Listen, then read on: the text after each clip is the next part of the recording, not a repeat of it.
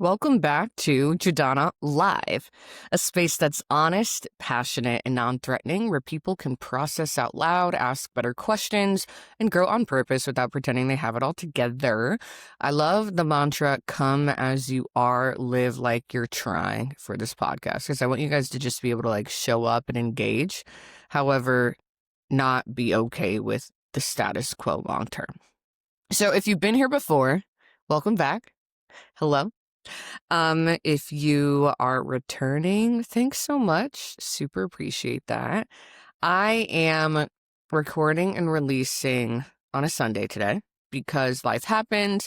I didn't get to get an episode in last Monday. And so even though I could just wait, wanted to go ahead and just release today since this upcoming week is typically an off week. So lots going on in the world. Wanted to hop on and chat with you all. And also excitingly introduce the first Do Better segment in this episode. So we'll get into that a bit, but I did create a Substack recently. So if you all don't subscribe to my YouTube channel, you may not know that. So follow, Jadana Live on Substack. I will have episodes being uploaded there. They're actually already there. Still trying to work on the format, and then I'll have another Substack called This Is Me Trying, where I talk a lot about trial and error of lots of different things and kind of update you all on that. So lots of different ways to engage upcoming, and that's super exciting. I didn't know Substack was as poppin' as it is until I recently took a course on it and learned that tons of people are on it. So I have been not doing much lately, but going to try to start working on doing that a little bit more. If you haven't left a review for Jadana Live, either on Apple Podcasts or on Spotify, please do. I super appreciate that. I am actually working on a media kit, trying to get some stats as well and format it, etc., so I can send it out to try to start soliciting sponsorships for the podcast. So everything is such a process. It's kind of a beautiful thing. I end up learning so much doing this work. However, everything takes forever and everything's a process. So it takes some time. But your reviews and your comments make a really big difference just in folks realizing that people listen to this. So if you haven't left a review on either of those platforms, please do. Or on both of those platforms, please do. And I super appreciate that. So updates. Just watched the Colts game with my husband where they're playing in Berlin. Big fans in this house. They're 8-2. We're super excited about that. I'm still riding the Nicolandria wave. I'm not on social media, so I've just been trying to somehow track their whereabouts through YouTube, which is so stalker coded, but you just do what you gotta do. I don't have that much going on these days, so I feel like I've really been chilling. I want to say maybe I'm missing something, but also maybe not. Prepping for the holidays, trying to get the finances together, paying down some credit card debt, and also just, trying to consistently stay organized and clean, which you can maybe hear my husband vacuuming me in the background. So we're doing what we can. So anyway, let's go ahead and do a new set of affirmations for the month of November, all about prioritizing others in these trying times. So let's go ahead and move on along. Now it is time for the affirmation segment. For those new to the podcast, I conduct an affirmation segment most episodes where I invite you to repeat life-giving phrases out loud, engraving them into your subconscious mind. The goal for the segment is to be intentional about who you want to be and where you're going. And for me, affirmations practices they've aided me in that process, but they've also helped me just remain cognizant of the path I'm on in this life and if it makes sense and if it's intentional. And to me, that matters a lot. So in this segment, you're welcome to listen to each affirmation first, then repeat it out loud with me. My purpose for this segment this month is to help us make space for those in need, to remember that there's more to life than just what we have going on. It's easy to forget, no judgment, and to take productive actions where we can, if we can, how we can, to move society in a more positive direction. So, casual stuff. Let's go. So I tried to keep my feet planted.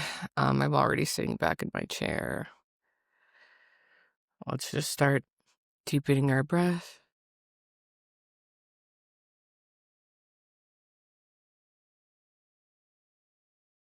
All right. I pay attention to the needs of others. I pay attention to the needs of others.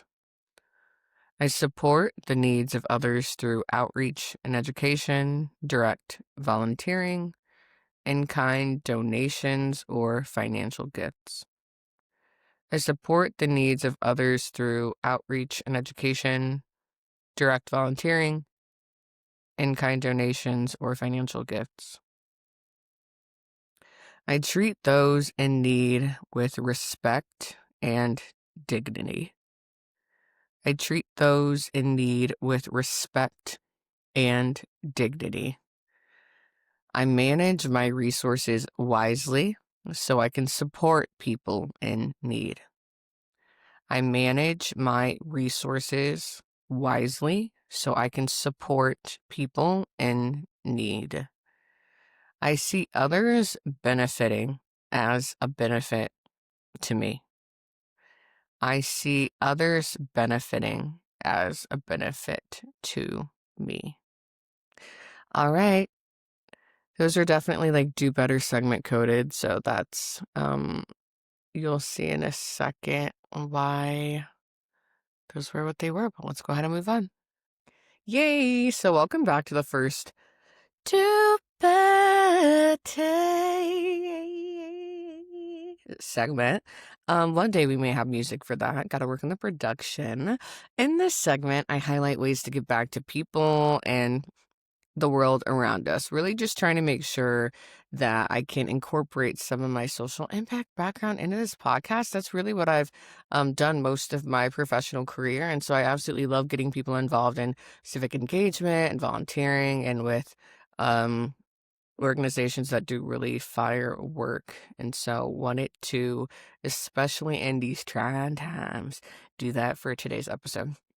So let's go ahead. We're going to just jump right on into it.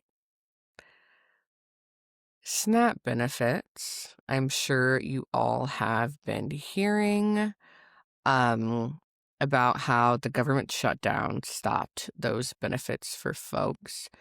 And according to NPR, about 1 in 8 people receive $187 per person in SNAP benefits. So, that loss being a fairly significant loss.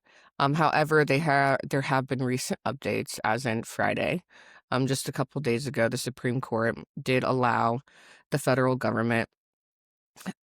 Initially, they were trying to get them to pay the entire amount for SNAP benefits as soon as possible. However, the federal government was allowed to kind of wiggle their way out of that and only needed to make partial payments, leaving some of those SNAP recipients still screwed because let's say you get 187, I think they had to give around 65%, and we'll kind of get into that. But if you're typically reliant on that 100% for your family, any reduction is going to feel like a significant blow. So federal government, like I said, had to make partial payments, but that still left some of those folks trying to understand, okay, but when will the full benefits come? And I didn't even realize until I was doing some research on this whole situation that this is the first federal shutdown where food assistance has not been fully funded throughout the shutdown. So hearing that was extremely frustrating because food should never be an option in a country like ours where the funding is available. So anyway, I hate hearing that. Um, Apparently the U.S. Department of Agriculture is using part of their contingency fund to provide up to 65% of benefits, of SNAP benefits, for folks. And so the USDA is working with states to get them that 65%, but it looks like some states have been a little bit confused by the process. And, these states have these already established systems with set percentages so that things can be as automated as possible and getting these funds to SNAP recipients like EBT cards. So when the USDA is like, okay, well, let's help, but we can do 65%. Okay, like in theory, obviously 65 is better than 0, but adjusting and updating that system to then tweak from 100% to 65 means that there are now some barriers to getting that money out as soon as possible. So it looks like all the states should have received their funds from the USDA, but just like I said, the process from getting it out of their systems to folks can just depend state by state. And so this has been a super frustrating process.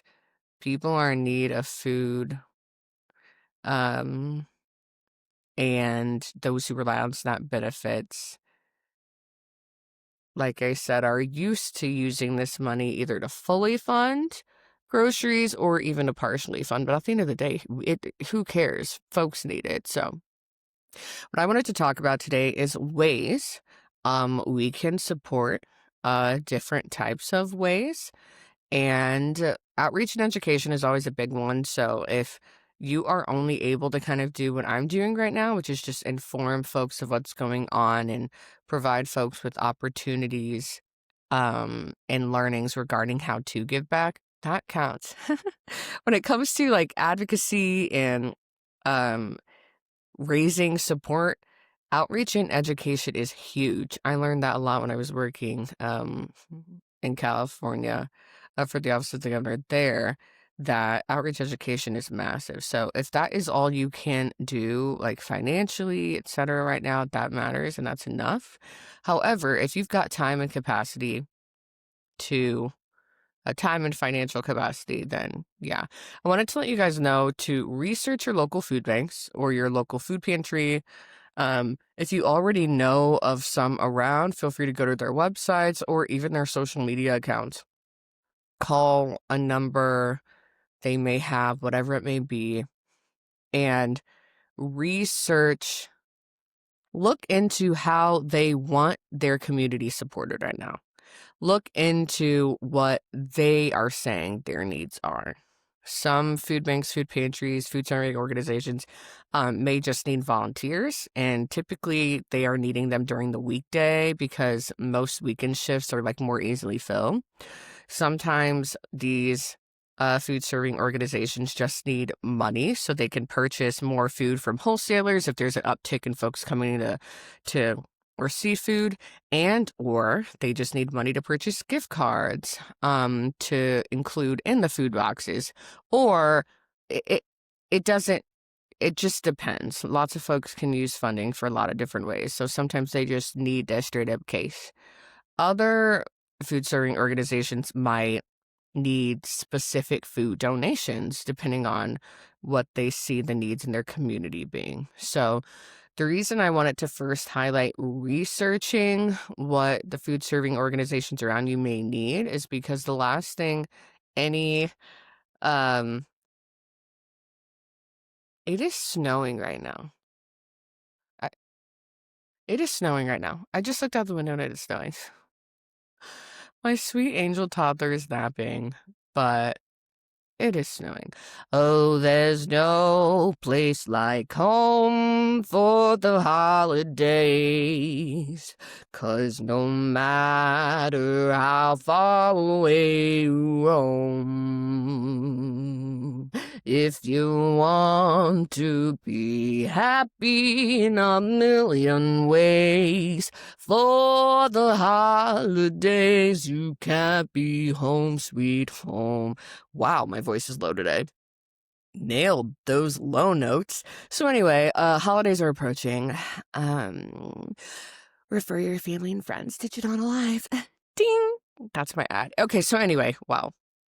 Or refer them to a food bank. What is wrong with me? That is what we're talking about right now.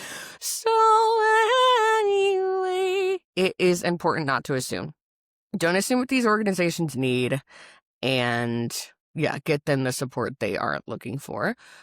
Also, feel free to research like your local library. Sometimes they're a part of donation efforts because they're like smack dab in their communities, or certain schools or school districts. Like if you're always dropping your kid off or something like that. Actually, my kid's school is doing one this week. Oh my gosh. Wow. Okay. That's so perfect. So yeah. Yeah. So, you're getting groceries, just grab something extra, but make sure to grab what they ask for. No one wants your leftover shit. And if you're looking to volunteer specifically, also please remember a lot of these organizations are rarely seeking one-off volunteers. They, depends on the need. So again, always ask, but it's rare that you will see them excited about one-off, like kind of pop in, pop out volunteers, unless it's like a service day that like a corporation is doing or something like that. And so a lot of these food serving nonprofits are seeking consistent, reliable, recurring volunteers that they can trust, will be able to support them throughout the entire year. So if you know consistency as a volunteer is not something you're able to provide, that's me right now. RIP.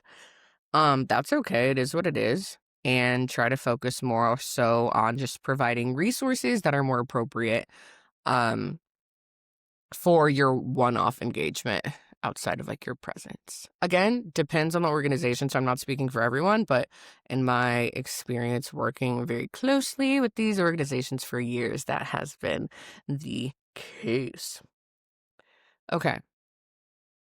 Shimmying on over to the political side of things. So, second part of this Do Better segment, yes, we're tracking, SNAP benefits, and we're also tracking election. So the election day for some states, not all, just occurred on November 4th.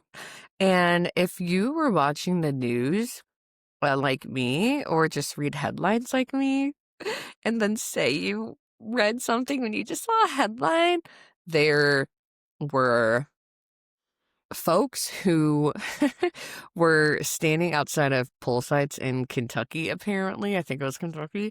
Don't quote me. Because they thought they were voting.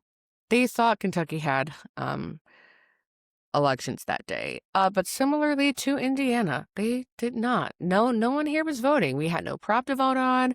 We had no mayoral elections. We had nothing to vote on. So I did not vote. However, some people did. So just be aware of that.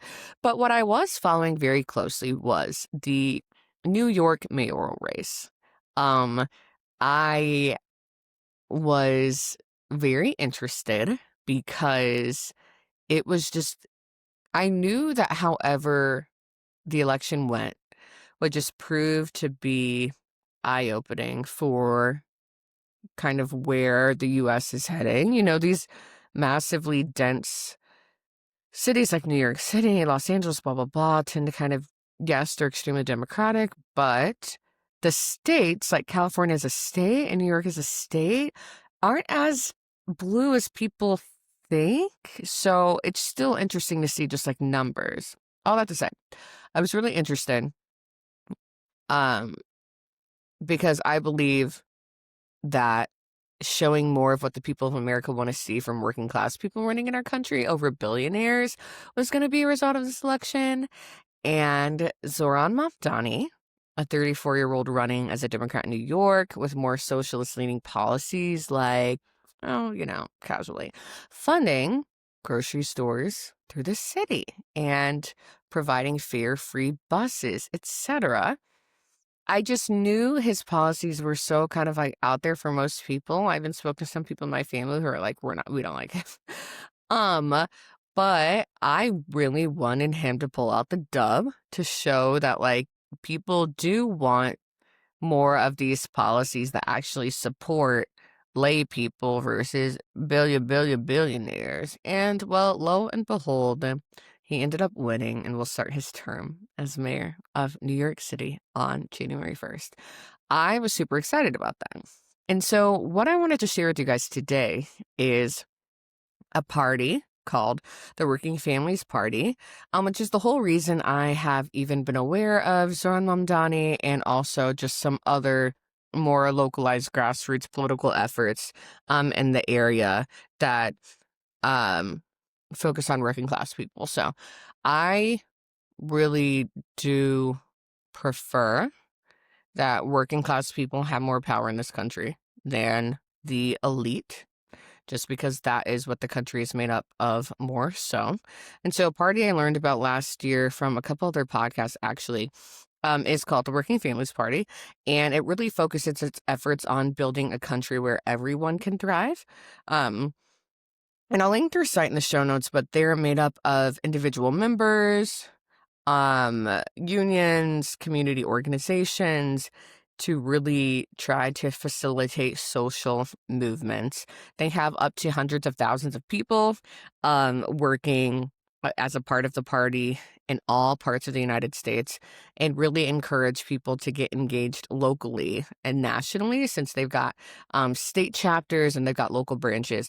We actually don't have a local branch in Indiana, at least last I checked, which was about like 6 or so months ago, but they have one in the like surrounding Midwest area. My goal in the next, hopefully, first quarter of next year will be to have an interview with someone from the Working Class Party, or I'm sorry, from the Working Families Party, to come on the pod to chat a little bit more. If I'm not able to do that, I'll just shoot you more resources so you can kind of track it yourself. But yeah, I love like any sort of power to the people organization has me. If you're supporting people in, a non-toxic way. And again, the bits and pieces I heard from these folks really encouraged that. And they were supporting Mamdani in his campaign, donated a lot to his campaign. And here's just another line from their site if you want to kind of get a little more context to who they are. They are a party of the multiracial working class fighting for our freedoms and to build a nation that cares for all of us. We know in America's two-party system, no party is perfect. I also do not believe that either party is exclusively evil, despite contrary to popular belief. I think people can make things a little dicey, but I prefer to just focus on what we can control, and the work of the Working Families Party is really encouraging. They even had What's Next meeting like the same day Mom Dottie got elected at like 6. I looked at my phone too late and I couldn't hop on, but I just thought that was so cool. Like, they're so active and boots on the ground trying to get people engaged in what they're working on. So I will definitely be continuing to pay attention to what their efforts are over these next couple years, especially before another general election. Because yeah, I really trust their endorsements and their work on the ground and just their care and intention with working class people.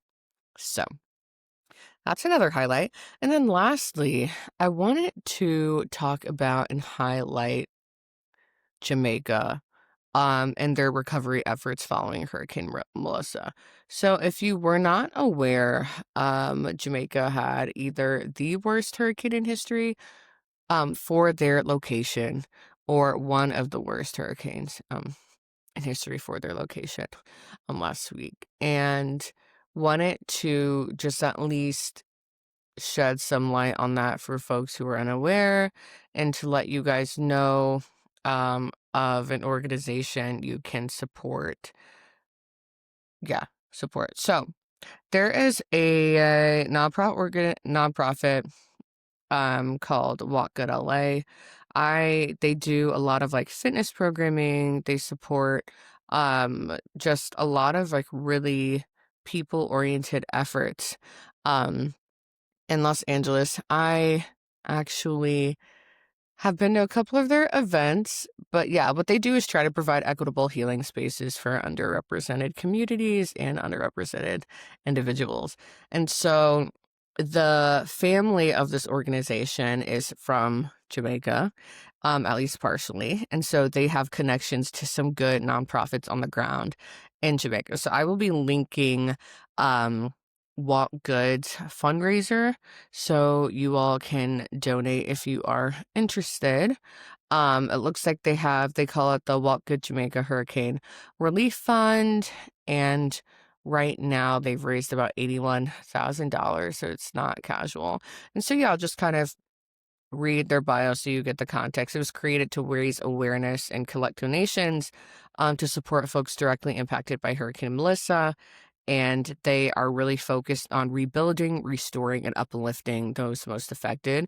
They said all the donations raised through the fund will go directly toward trusted on-the-ground organizations and families in Jamaica actively providing relief and recovery support. Like I said, the folks who lead Wapgadole are from Jamaica, so that really helps in terms of trusting that they do know actual folks on the ground here. And they will be working to supply essential goods and shelter to rebuild the local infrastructure.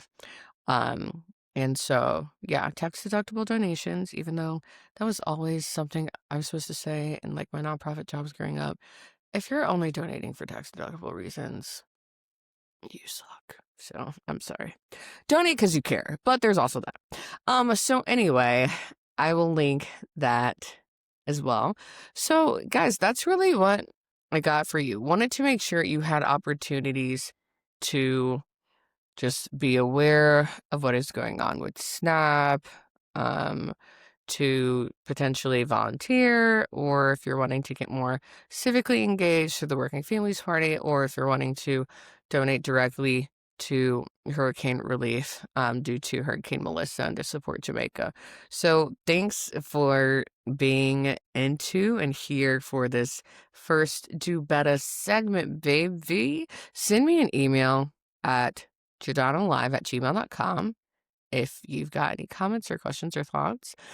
Or if you know of anyone doing awesome work who you think would like to be interviewed on the podcast, I would love to also do some interviews for the Do Better segments too. That'd be really fun.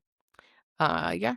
So thanks again for listening. In the meantime, take it easy, breathe deeply, and keep doing what you do. I'll catch you next time. Same place, same vibe. Bye.